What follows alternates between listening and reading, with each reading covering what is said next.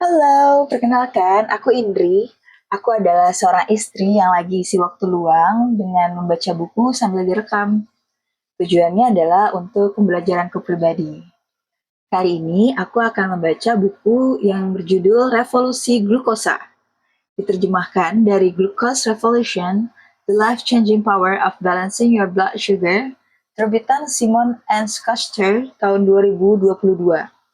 Buku ini merupakan karya Jesse Inkalspe. International Rights Management Susana Lea Associates. Hak terjemah ke dalam bahasa Indonesia ada pada penerbit Bentang Pustaka. Dan buku ini diterjemahkan oleh Reni Indardini. So, here we go. Hari ini aku akan membacakan kembali kisahnya Jas. Namun sebelum mulai, di sini ada dua gambar kurva, di mana kurva pertama Jas hanya makan pasta, dan yang kedua Jas memakan salad terlebih dahulu baru pasta. Dan keterangannya adalah Jas tidak menyadari ketika makan pasta saja kurva glukosanya naik turun. Dengan menambahkan salad sebagai hidangan pembuka tiap kali makan, dia mendatarkan kurva glukosanya. Keinginan mengudap yang tak terkontrol menjadi terkekang, sedangkan kendali dirinya pulih. Jas menambahkan fetish sebagai hidangan pembuka untuk makan malamnya tiap hari. Dia masih memakan semangkuk pasta seperti biasa sesudah itu. Tetapi sekarang sesuatu yang lain terjadi dalam tubuhnya. Dari yang mula-mula membanjiri tubuhnya dengan glukosa, dia sekarang memasuk glukosa secara berangsur-angsur ke tubuhnya. Lonjakan menjadi kurang tinggi, sedangkan penurunan sesudahnya menjadi kurang drastis. Dalam waktu singkat, Jess mulai merasa lebih baik. Pertama-tama dan yang paling mencolok menurutnya, dia sanggup beraktivitas lebih lama tanpa makan.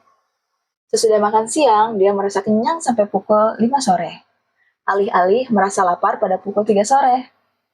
Dia mendapati bahwa dirinya berjalan dengan langkah-langkah ringan di koridor dan tersenyum kepada para koleganya. Kurva yang lebih datar menstabilkan rasa lapar dan juga suasana hatinya. Kira-kira 10 hari berselang, Jas menjadi tidak bernafsu untuk makan kudapan. Dia kaget bukan buatan, karena saat istirahat, untuk minum kopi, dia biasanya mampir ke toko roti setempat dan berpikir, wah, kue itu kelihatan enak, tanpa merasakan hasrat untuk memakannya. Kebiasaan makan gula-gula masih ada, tetapi hasratan menyiksa untuk melahap makanan bergula tidak ada.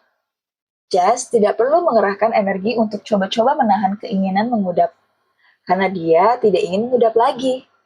Kendali diri Jas pulih kembali. Malahan, kesannya kini seperti kekuatan super. Ketika kita mendatarkan kurva glukosa, efek sampingnya biasanya menyenangkan dan tak diduga-duga. Seperti yang dialami oleh Bernadette, berat badan Jas turun tanpa berupaya untuk itu. Sejauh ini berat badannya sudah turun 9 kg, dari 83 menjadi 74 kg. Jas berkata, saya cuma ingin menjaga tubuh saya supaya senang, supaya kadar glukosanya stabil. Yang lain-lain terjadi begitu saja. Jas memberitahu saya bahwa menstruasinya kembali normal. Jerawatnya sembuh, tidurnya lebih nyenyak, dan dia juga merasa lebih baik. Coba ini, pikirkan sayuran atau salad favorit kalian, siapkan dengan seksama dan makanlah selalu, sebelum makan siang dan makan malam, selama seminggu. Cermati keinginan Anda mengudap dan apakah keinginan mengudap tersebut berubah. Selang antara hidangan pembuka dan makanan utama berapa lama? By the way, ini adalah pertanyaan pertama ya. Dan jawabannya tidak perlu ada selang.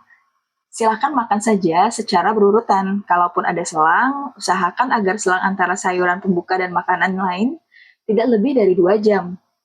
Penyebabnya adalah waktu yang dibutuhkan serat untuk melalui lambung dan masuk ke bagian atas usus besar kira-kira 2 jam. Contohnya, jika Anda makan salad saat tengah hari dan nasi pada pukul 1 siang, serat dari salad masih akan membantu mendatarkan lonjakan glukosa dari nasi.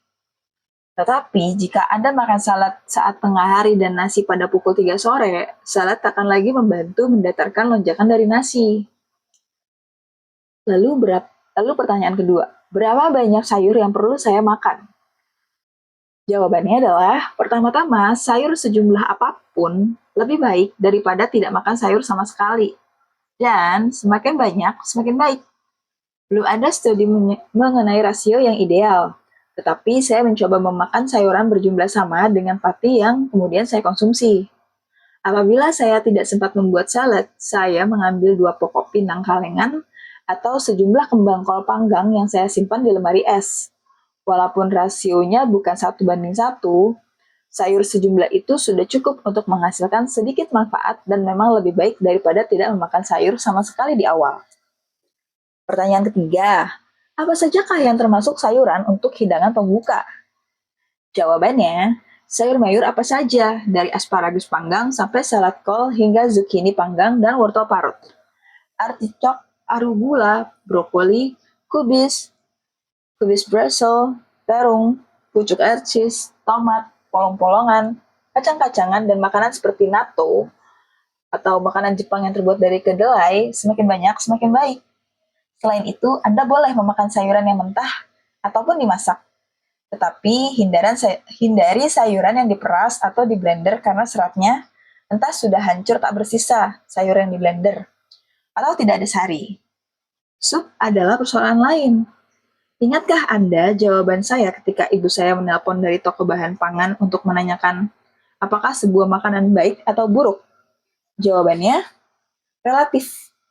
Dan sup adalah contoh yang sempurna untuk ini. Sup adalah hidangan yang luar biasa. Sup mengandung banyak nutrisi dan vitamin, mengenyangkan, dan merupakan salah satu jenis hidangan pembuka paling sehat yang bisa Anda pesan di restoran. Namun, sup tidak lebih sehat daripada sayuran utuh. Hati-hati juga terhadap sup dalam kemasan. Sup tersebut seringkali didominasi oleh kentang, yang dipecah-pecah menjadi pati dan dibubuhi banyak gula. Lalu, pertanyaan keempat adalah paling mudah menggunakan hidangan pembuka seperti apa? Jawabannya, belilah 1 kemasan bayam di supermarket, masukkan 3 cangkir bayam ke dalam mangkuk dan tambahkan 2 sendok makan minyak zaitun, 1 sendok makan cuka, jenis apa saja yang Anda suka, garam dan merica, lalu lengkapi dengan keju feta dan kacang-kacangan yang dipanggang. Menambahkan protein dan lemak ke dalam sayuran pembuka boleh-boleh saja dan bagus. Anda boleh juga menambahkan pesto, keju parmesan parut, dan biji-bijian panggang. Apa saja sesuka Anda. Yang penting, hidangan tersebut mudah dibuat dan menurut Anda sedap. Ini bukan memasak, melainkan meracik saja. Hati-hati terhadap dressing dalam kemasan, sebab bahan tersebut seringkali banyak mengandung gula dan minyak sayur. Lebih baik membuat hidangan sederhana dari nol dengan rasio minyak cuka seperti yang saya jabarkan di atas. Saya membuat dressing tiap minggu dan menyimpannya di dalam lemari es untuk dipergunakan sepekan. Berikut ini sejumlah hidangan yang praktis. Yang pertama, sisa sayuran panggang. Tips andal, saya sering memanggang brokoli atau kembang kol dan menyimpannya di lemari es. Kedua, acar sayur beberapa sendok. 3. Mentimun iris dengan guacamole. Keempat, tomat iris dengan 1 atau 2 iris keju mozzarella. Kelima, wortel muda dengan hummus. Keenam, 4 artichok kalengan atau sayur kalengan lain. Ketujuh, 2 potong pokok pinang. Kedelapan, 2 batang asparagus putih kalengan.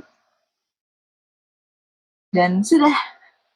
Di sini digambarkan lagi 2 buah kurva. Yang pertama adalah makan kentang goreng saja, dan yang kedua makan salad, lalu makan kentang goreng.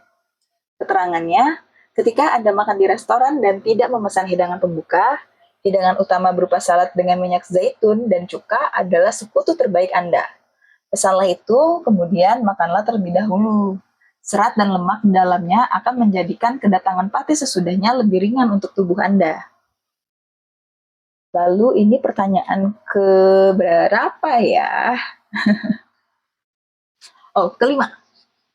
Kalorinya bagaimana? Jawabannya, pertanyaannya bagus. Ini akan dibahas dalam kiat berikutnya. Tunggu saja. Yang keenam, suplemen makanan bagaimana? Jawabannya, Selalu lebih baik mengonsumsi makanan utuh alih-alih suplemen. Tetapi jika lebih mudah kadang-kadang, suplemen serat di awal makanan bisa bermanfaat.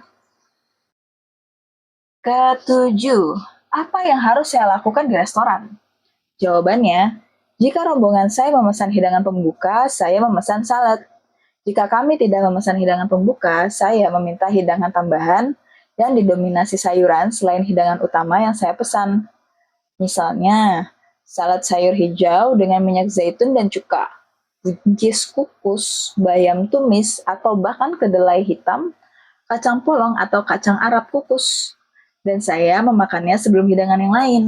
Sesudah saya menghabiskan sayur, barulah saya memakan hidangan utama atau mencicipi roti.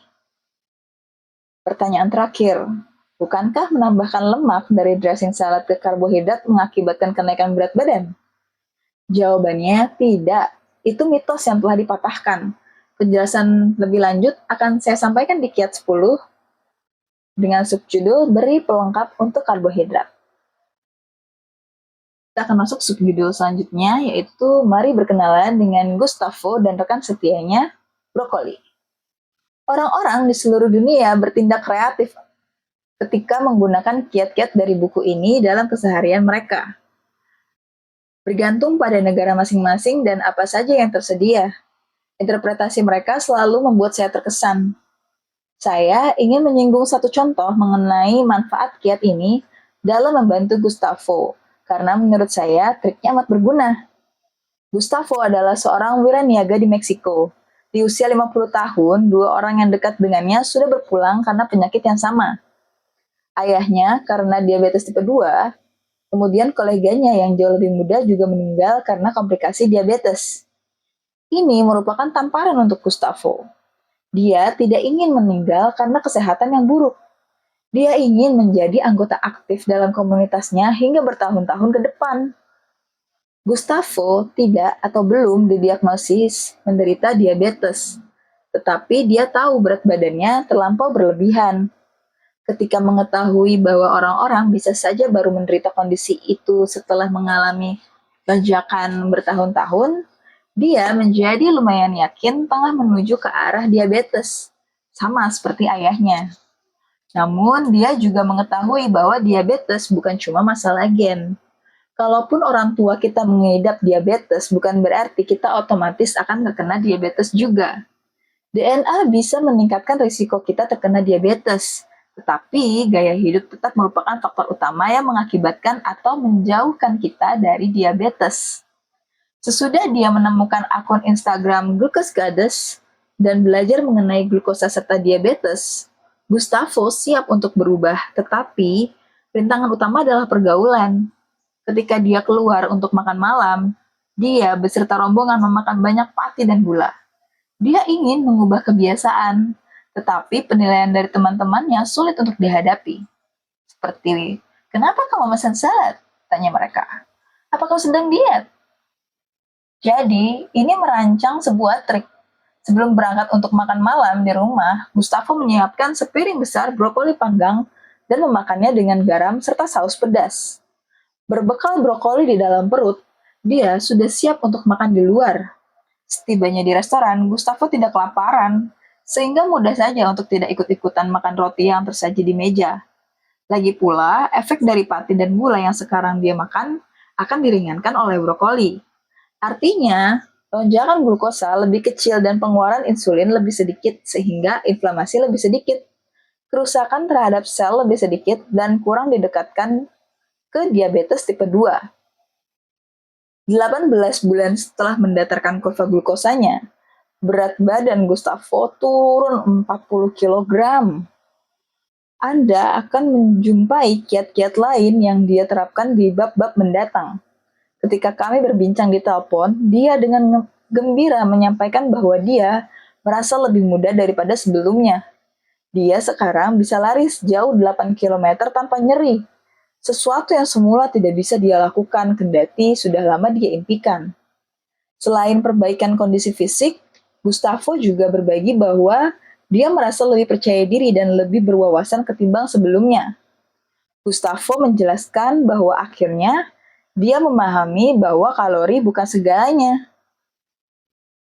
Dan di sini lagi-lagi ada gambar kurva. Kurva pertama adalah makan daging dan kentang, dan kurva kedua itu makan brokoli dulu, kemudian daging dan kentang. Keterangannya, jika Anda tidak yakin bisa memakan sayur untuk hidangan pembuka di restoran, makanlah sayur sebelum berangkat saja. Gustavo memakan brokoli sekepala besar di rumah sebelum bertemu teman-temannya di restoran steak. Kiat ketiga, tidak usah menghitung kalori. Jika Anda menjalankan kiat dari bab terdahulu, Anda akan mulai menambahkan kalori ke dalam hidangan yang Anda makan dalam bentuk hidangan pembuka berupa sayuran hijau. Jika Anda ingin menurunkan berat badan, Anda mungkin bertanya-tanya, sungguhkah itu ide bagus? Bukankah menambah kalori membuat berat badanku naik? Jawaban singkatnya, tidak. Jawaban panjangnya mengharuskan kita untuk memahami jenis-jenis kalori yang kita makan dan membakarnya. Untuk mengukur berapa banyak kalori yang terkandung di dalam, misalkan sebuah donat, inilah yang harus dilakukan. Keringkan donat sampai kandungan airnya habis, lalu letakkan di dalam wadah yang dicelupkan ke dalam air, kemudian bakar donat tersebut. Ya, betul. Ukur kenaikan suhu air di sekelilingnya. Kalikan suhu itu dengan sejumlah air di dalam bak. Kapasitas kalori air yaitu 1 kalori per gram per derajat. Dan akan kita dapatkan jumlah kalori di dalam donat. Jadi, ketika kita mengatakan donat ini dan yogurt Yunani ini mengandung jumlah kalori yang sama, kita sejatinya mengatakan donat ini dan yogurt Yunani ini menaikkan suhu air sejumlah derajat yang sama ketika kita bakar. Melalui teknik pembakaran inilah yang disebut kalorimeter dan kali pertama ditemukan pada tahun 1780. Ilmuwan bisa mengukur kalori di dalam apa saja. Batu bara yang disekop oleh kakek Anda ke dalam api dengan bangga menyimpan 7,7 juta kalori per kilogram. Karena terbakar dengan sangat lambat dan menghasilkan banyak panas. Di sisi lain, buku setebal 500 halaman bukanlah pilihan terbaik jika kita hendak memanaskan air. Kandungannya hanya setengah kalori, karena buku sangat cepat menjadi abu dan ketika terbakar tidak menghasilkan banyak panas. Singkat kata, kalori mencerminkan banyaknya panas yang dihasilkan. Cuma itu. Menilai makanan berdasarkan kandungan kalori ibarat menilai buku berdasarkan jumlah halamannya. Bahwa sebuah buku berketebalan 500 halaman tentu bisa memberi kita informasi mengenai waktu yang kita butuhkan untuk membacanya, kira-kira 17 jam. Tetapi pendekatan ini sayangnya reduktif. Jika kita mendatangi toko buku dan memberitahu seorang karyawan bahwa kita ingin membeli buku setebal 500 halaman, dia akan memandangi kita dengan janggal dan kemudian meminta klarifikasi. Sebagaimana buku setebal 500 halaman yang satu tidak sama dengan buku 500 halaman yang lain, 1 kalori dalam makanan tertentu tidak sama dengan 1 kalori dalam makanan lain. Fruktosa 100 kalori, glukosa 100 kalori, protein 100 kalori, dan lemak 100 kalori mungkin menghasilkan jumlah panas yang sama ketika dibakar. Tetapi, efeknya terhadap tubuh kita sangat berlainan. Kenapa? Karena molekulnya lain-lain. Berikut ini contoh nyatanya. Pada tahun 2015, tim peneliti dari UC San Francisco membuktikan bahwa kita bisa memakan jumlah kalori yang sama. Tetapi jika kita mengganti molekul yang kita makan, kita bisa menyembuhkan tubuh dari penyakit. Mereka mendemonstrasikan misalkan bahwa kalori dari fruktosa lebih buruk daripada kalori dari glukosa. Karena fruktosa seperti yang Anda ketahui dari bagian 2 mengakibatkan tubuh meradang, sel-sel menua dan lebih banyak diubah menjadi lemak dibandingkan dengan glukosa. Studi ini melibatkan anak-anak remaja yang mengalami obesitas. Mereka meminta mengganti kalori dalam asupan makanan yang berasal dari fruktosa dengan kalori yang berasal dari glukosa. Mereka mengganti makanan yang mengandung fruktosa seperti donat dengan makanan yang berglukosa tetapi tidak berfruktosa seperti bagel. Jumlah kalori yang mereka konsumsi dijaga tetap konstan. Apa yang terjadi? Kesehatan mereka membaik, tekanan darah mereka membaik, sementara rasio trigliserida HDL atau indikator kunci risiko penyakit jantung seperti yang sudah kita pelajari di di bagian 2, mereka membaik. Mereka mulai membalikan kondisi perlemahan hati dan diabetes tipe 2. Dan perubahan dahsyat dalam kesehatan mereka terjadi dalam waktu hanya 9 hari. Hasilnya konklusif, 100 kalori fruktosa lebih buruk untuk kita daripada 100 kalori glukosa. Karena itulah, selalu lebih baik untuk memakan makanan berpati daripada makanan bergula. Keterangan lebih lanjut akan disampaikan di kiat 9. Jika harus mengudap, pilih yang gurih. Jika studi tersebut mengenyahkan fruktosa dan menggantinya dengan protein, lemak, serta serat, jika para peserta mengganti donat dengan yogurt Yunani dan brokoli panggang misalkan, bisa Anda bayangkan efeknya malah akan jauh lebih positif. Jadi, jika Anda pernah mendengar bahwa supaya sehat, Anda tinggal mengurangi kalori sekarang, Anda tahu tidak benar begitu. Anda bisa menyembuhkan tubuh dengan mengganti molekul yang Anda makan, tetapi mengonsumsi kalori yang berjumlah sama. Bagaimana dengan penurunan berat badan? Apakah cuma perkara mengurangi kalori? Kita dulu mengira demikian, tetapi mitos juga telah dipatahkan. Studi yang saya sebut di atas menyimpan petunjuk. Beberapa remaja mulai mengalami penurunan berat badan, padahal mereka memakan kalori berjumlah sama seperti sebelumnya. Mustahil? Tidak. Tetapi temuan tersebut memang berlawanan dengan informasi yang sudah ditanamkan bertahun-tahun kepada mereka. Malahan, temuan ilmiah baru-baru ini menunjukkan bahwa orang-orang yang berkonsentrasi untuk mendatarkan kurva glukosa bisa memakan lebih banyak kalori dan mengurangi lebih banyak lemak secara lebih mudah dibanding orang-orang yang memakan kalori lebih sedikit tetapi kurva glukosanya mengalami lonjakan. Di sini lagi-lagi ada gambar dua buah kurva, di mana yang pertama itu makan donat 150 kalori dan yang kedua makan yogurt 150 kalori. Dengan keterangan kalori sama, efek berbeda. Kalori dari donat mengandung fruktosa, cenderung diubah menjadi lemak, mengakibatkan tubuh saya meradang dan sel-sel saya menua. Tapi kalori dari yogurt tanpa fruktosa tidak terlalu berdampak demikian. Contohnya, studi terbitan 2017 dari Universitas Michigan menunjukkan bahwa ketika para subjek dengan berat badan berlebih berkonsentrasi untuk mendatarkan kurva glukosa, kalaupun mereka memakan kalori lebih banyak daripada kelompok yang lain, berat badan turun lebih banyak, sekitar 8 kg versus 2 kg, daripada subjek yang memakan kalori lebih sedikit dan tidak menjaga kadar gula darah mereka. Hasil ini terkait dengan insulin. Ketika kita mengurangi kadar glukosa, kadar insulin kita ikut turun. Ulasan pada tahun 2021 yang menganalisis 60 studi pengurangan bobot badan membuktikan bahwa penurunan insulin bersifat mendasar dan selalu mendahului penurunan berat badan. Malahan, sepertinya kita bisa mengabaikan kalori begitu saja dan tetap mengalami penurunan berat badan jika kita berkonsentrasi untuk mendatarkan kurva glukosa. Camkan bahwa ini perlu dilakukan dengan menerapkan akal sehat. Jika Anda memakan 10.000 kalori dari mentega tiap hari, kadar glukosa Anda akan mendatar, tetapi berat badan Anda niscaya akan naik. Perihal ini, umpan balik dari komunitas Glucose Goddess Practice Universal. Asalkan mereka menjaga kadar glukosanya tidak melonjak, mereka bisa makan apa saja sampai merasa kenyang, tanpa menghitung kalori dan berat badan mereka tetap saja turun. Itulah persisnya yang Mary lakukan, dan perubahan dalam hidupnya terjadi.